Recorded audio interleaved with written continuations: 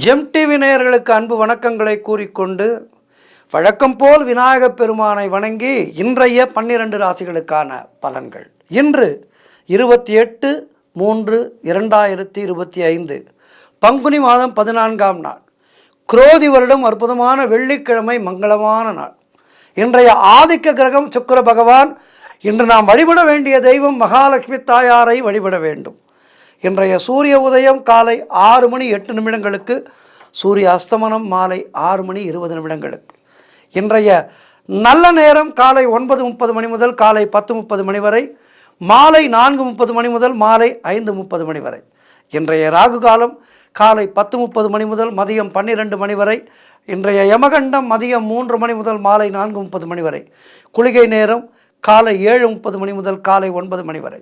இன்றைய சுபகோரை சுக்கிரஹோரை நேரம் காலை 6 முதல் காலை 7 வரை, இரவு 8 முதல் 9 வரை. இன்றைய நட்சத்திரம் இன்று இரவு 9:44 வரை பூரட்டாதி, அதன் பின்பு உத்திரட்டாதி. இன்றைய திதி இன்று இரவு 7:24 வரை தேய்பிறை சதுர்தசி, அதன் பின்பு சர்வ அமாவாசை. இன்றைய சந்திராட்டம நட்சத்திரம் இன்றிரவு 9:44 வரை ஆயில்யம் நட்சத்திரத்துக்கு சந்திராட்டமும், அதன் பின்பு மகம் நட்சத்திரத்துக்கு சந்திராட்டமும் துவங்குகிறது. கவனமாக இருக்க வேண்டும். அடுத்து நாம் காண இருப்பது 12 ராசிகளுக்கான பலன்களை. மேஷ ராசி அன்பர்களே, இன்று சந்திரன் உங்கள் ராசிக்கு 11ஆம் இடத்திலே இருக்கின்றார்.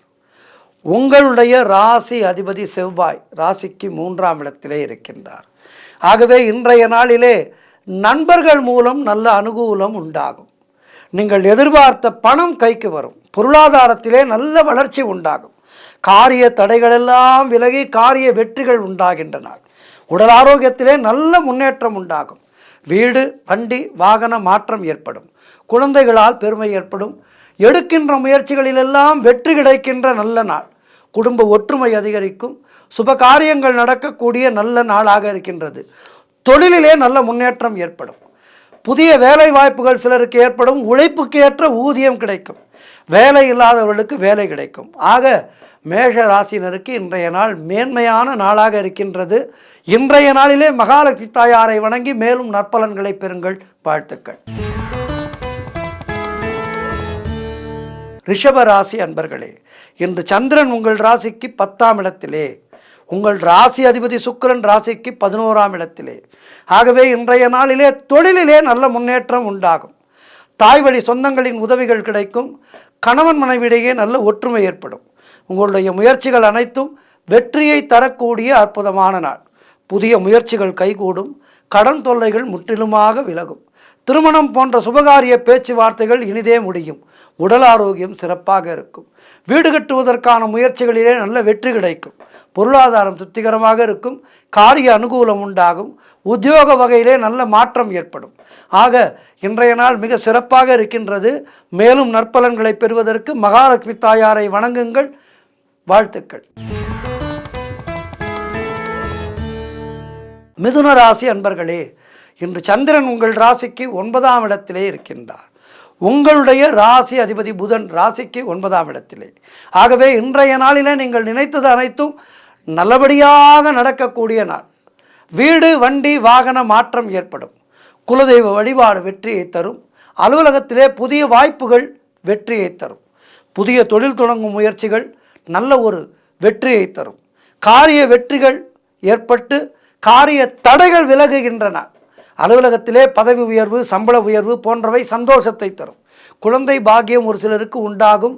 திருமணம் போன்ற சுபகாரியங்கள் கைகூடி வருகின்றன.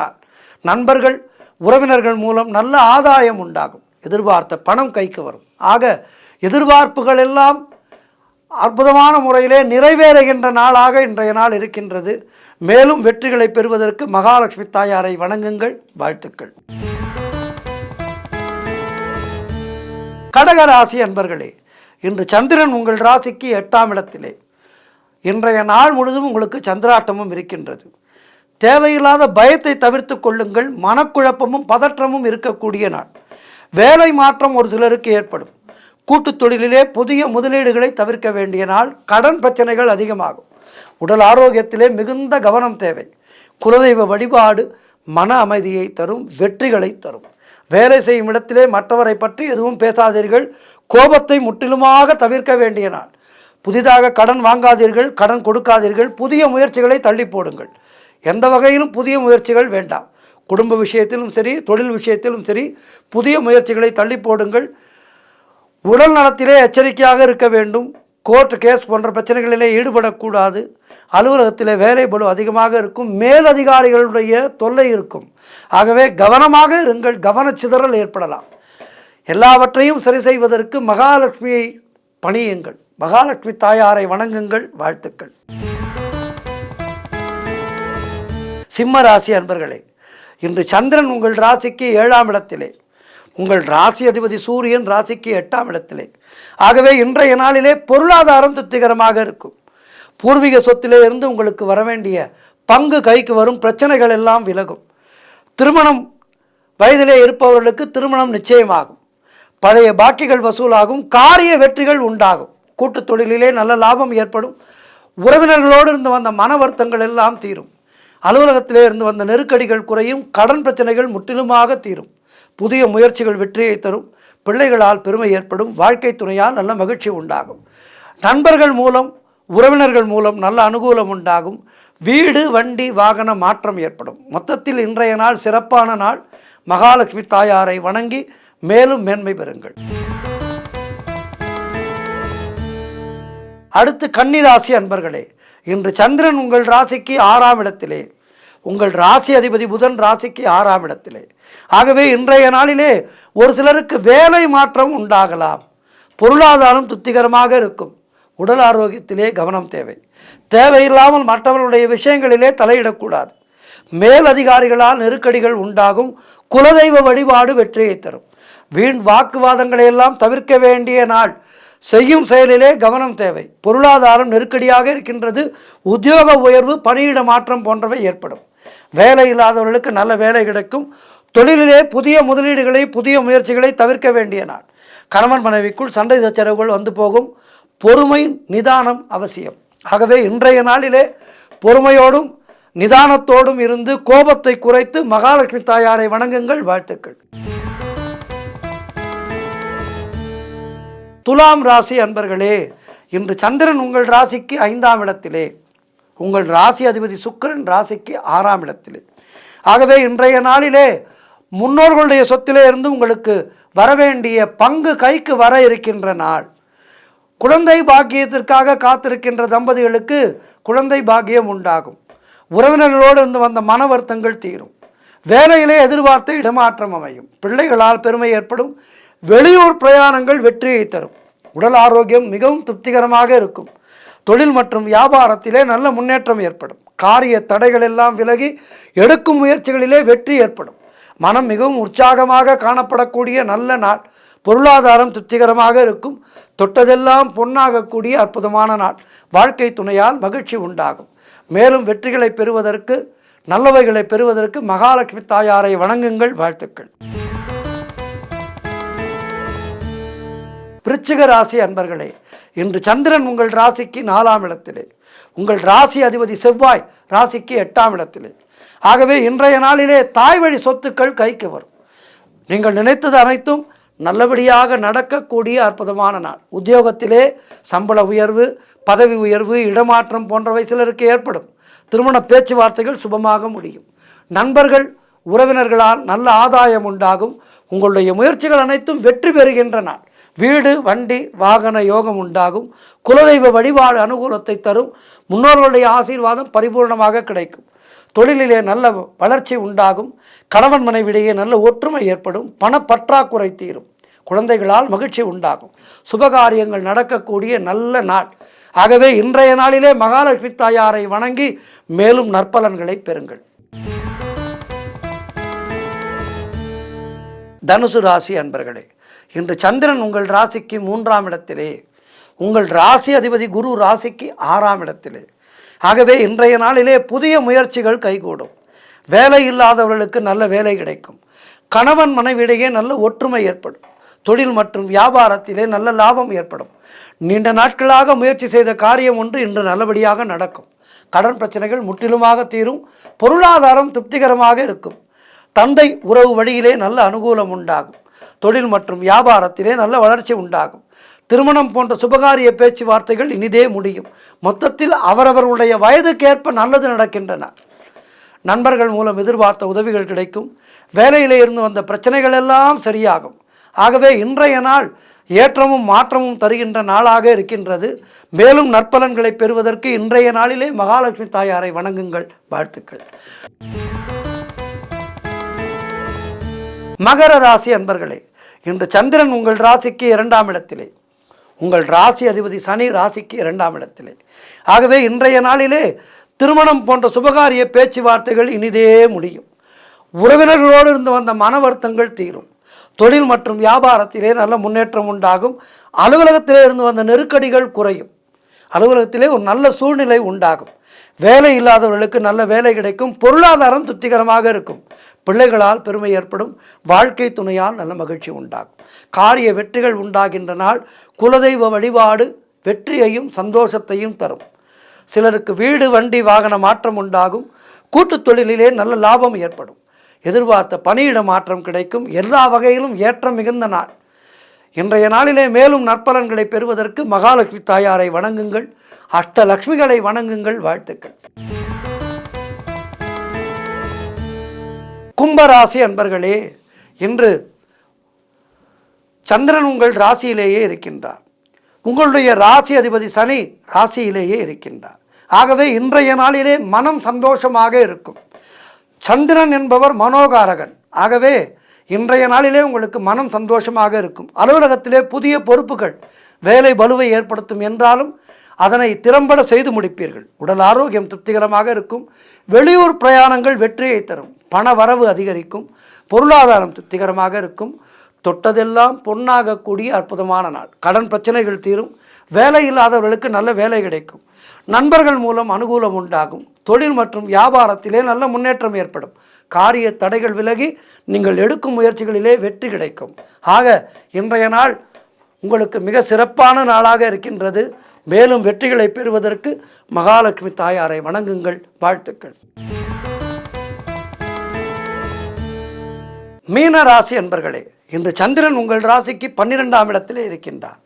உங்களுடைய ராசி அதிபதி குரு ராசிக்கு 3ஆம் இடத்திலே இருக்கின்றார். ஆகவே இன்றைய நாளிலே வெளிநாடு செல்கின்ற பாக்கியம் உண்டாகும். அதற்கான முயற்சிகளை செய்பவர்களுக்கு இன்றைய நாளிலே அதற்கான சூழ்நிலை தகைந்து வரும். தொழில் சம்பந்தமான புதிய கடன் எதுவும் இன்றைய நாளிலே வாங்கக்கூடாது. தேவையில்லாமல் மற்றவர்களுடைய விஷயங்களிலே தலையிடாதீர்கள். குலதெய்வ வழிபாடு வெற்றியை தரும். வீண் வாக்குவாதங்களை எல்லாம் தவிர்க்க வேண்டிய நாள். வீண் விரயங்கள் சிலருக்கு உண்டாகலாம். ஆகவே கவனமாக இருங்கள். காரிய அனுகூலம் உண்டாகும். மேலதிகாரிகளால் நெருக்கடிகள் உண்டாகும். பொருளாதாரம் நெருக்கடியாக இருக்கின்றது. நண்பர்கள் மூலம் அனுகூலம் உண்டாகும். உத்தியோக உயர்வு, பணியிட மாற்றம் போன்றவை ஏற்படும். உடல் ஆரோக்கியத்திலே எச்சரிக்கையாக இருக்க வேண்டிய நாள். மொத்தத்தில் இன்றைய நாள் என்பது சற்று கடினமான நாளாக இருக்கின்றது. ஆகவே இன்றைய நாளிலே கோபத்தை தவிர்த்து மௌனத்தை கடைபிடித்து இறைவனுடைய நாமத்தை அதிகம் சொல்லி மகாலட்சுமி தாயாரை பணிந்து வணங்கி நற்பலன்களை பெற வேண்டிய நாள். ஆகவே இன்றைய நாளிலே கவனமாக இருங்கள். உடல் நலத்தை பார்த்து கொள்ளுங்கள். சுற்றத்தாரோடு அதிகம் பேசாதீர்கள். மௌனத்தை கடைபிடியுங்கள். வாழ்த்துக்கள். 12 ராசியினருக்கும் இன்றைய நாள் சிறப்பாக இருக்க பிரார்த்தித்துக் கொள்கின்றேன். அனைவரும் இன்றைய நாளிலே மகாலட்சுமி தாயாரை வணங்கி நல்லருள் பெறுங்கள். வாழ்த்துக்கள். இன்றைய ஆன்மீக தகவல். ஒரு மனிதனுக்கு நம்பிக்கை என்பது மிக மிக முக்கியம். ஒரு மன்னர் இருந்தாராம்.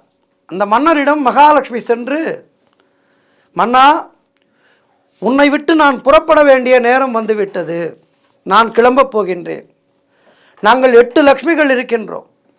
ஏதேனும் ஒரு லட்சுமியை தான் உன்னிடம் நான் விட்டு விட்டு செல்ல முடியும். உனக்கு எந்த லட்சுமி வேண்டும் கேள் என்று மன்னனிடம் மகாலட்சுமி கேட்டாளாம். மன்னர் சொன்னாராம், என்னிடம் தைரியலட்சுமியை விட்டு விட்டு செல். தானியலட்சுமியை கேட்கவில்லை, தனலட்சுமியை கேட்கவில்லை, அவரையெல்லாம் கேட்கவில்லை. மன்னர் என்ன கேட்டாராம்? தைரியலட்சுமியை என்னிடம் விட்டு விட்டு செல்லம்மா என்று. உடனே மகாலட்சுமி கேட்டாளாம், ஏன் மற்றவர்களை கேட்கவில்லை? அதற்கு மன்னர் சொன்னாராம், எதையும் இழந்து விடலாம், மறுபடியும் பெற்று விடலாம், ஆனால் தன்னம்பிக்கை, தைரியம் இது இரண்டையும் இழந்துவிட்டால் மற்ற எதையுமே பெற முடியாதம்மா. ஆகவே தன்னம்பிக்கையும் தைரியமும் என்னிடம் இருந்துவிட்டால் மற்றவற்றை நான் உழைத்து என்னுடைய மதியால் பெற்று விடுவேன். ஆகவே உன்னருளால் எனக்கு அதை மட்டும் கொடு என்று கேட்டாராம். தன்னம்பிக்கை ஒரு மனிதனுக்கு எத்தனை முக்கியம், தைரியம் என்பது எத்தனை முக்கியம் என்பதற்காக சொல்லப்பட்ட கதை இது. நம்முடைய சனாதன இந்து தர்மத்திலே ஒரு மனிதன் அவன் வாழ்நாளிலே எப்படி வாழ வேண்டும் என்பதை குறிக்கின்ற வாழ்வு முறைதான் இந்து தர்மம். ஹிந்து என்பது ஒரு பெரிய மதம் அல்ல, அது வாழ்கின்ற முறை. ஆகவே இந்த தாழ்வு மனப்பான்மை இருக்கின்ற காரணத்தினாலே தான் பல தற்கொலைகள் நடக்கின்றன. இந்த தாழ்வு மனப்பான்மை என்பது ஒரு மனிதனுக்கு வரவே கூடாது. அந்த தாழ்வு மனப்பான்மையானது ஒரு மனிதனுக்கு வந்துவிட்டால் அவனுக்கு எத்தனை வந்தாலும் அதை அவன் பெற்றுக்கொள்வதற்கு அவனுடைய மனம் இடம் தராது. ஆகவே இந்த தாழ்வு மனப்பான்மையை பற்றித்தான் இன்றைய ஆன்மீக தகவலிலே நாம் பார்க்க இருக்கின்றோம். தன்னை பற்றிய தாழ்வு மனப்பான்மை கொண்ட ஒருவன் கடவுளை வேண்டி தவம் இருந்தான். அவனுடைய கண் முன்னே கடவுளும் தோன்றிவிட்டார். அவன் கடவுளிடம், என்னை ஏன் இப்படி படைத்தீர்கள், என்னுடைய வாழ்க்கையின் மதிப்பு தான் என்ன என்று மிகவும் சோகமாக கேட்டான். வந்திருப்பது கடவுள். கடவுள் நம் முன்னே வந்தால் நாம் அப்படியா இருப்பது? அவனிடம் இருந்த தாழ்வு மனப்பான்மையானது அவனை அப்படி பேச வைத்தது. கடவுள் அவனிடம் ஒரு சிகப்பு கல்லை கொடுத்து, இதனுடைய மதிப்பை அறிந்து வா, ஆனால் விற்கக்கூடாது என்று சொன்னார். அவனும் அந்த கல்லை எடுத்துக்கொண்டு ஒரு ஆரஞ்சு பழ வியாபாரியிடம் காண்பித்தான்.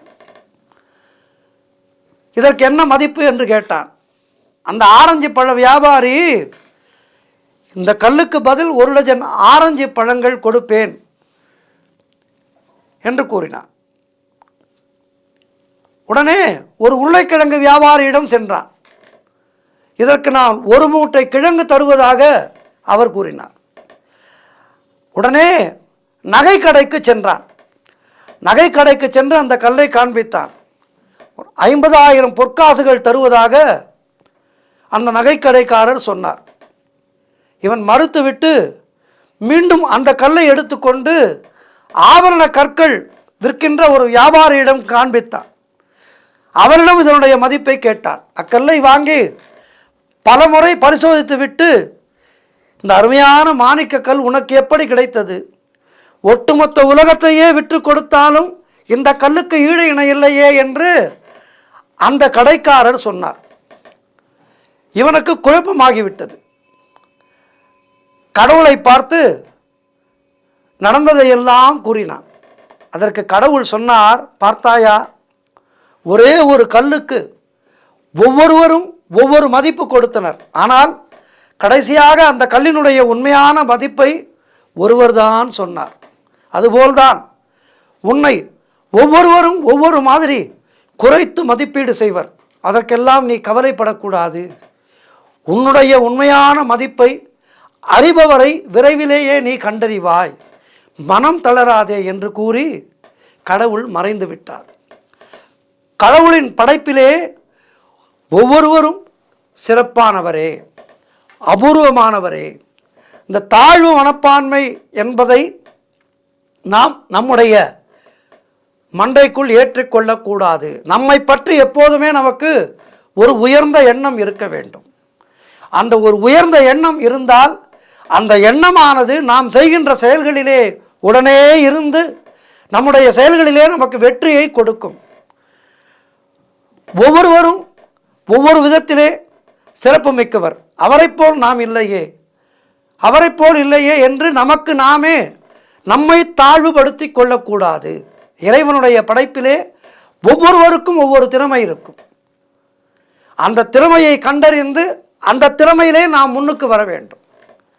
யாரும் நமக்கு இணை கிடையாது, அதேபோல் யாரும் நமக்கு குறைவும் கிடையாது என்கின்ற எண்ணம் நமக்குள் வந்துவிட்டால் நம்முடைய வாழ்க்கையானது நேர்மறை சிந்தனைகளோடு பெற்றால் வெற்றி, தோற்றால் அனுபவம், துணிந்து நிற்போம், வருவது எதுவாகினும் எதிர்கொள்வோம் என்கின்ற அந்த மனப்பக்குவம் நமக்கு வந்துவிடும்.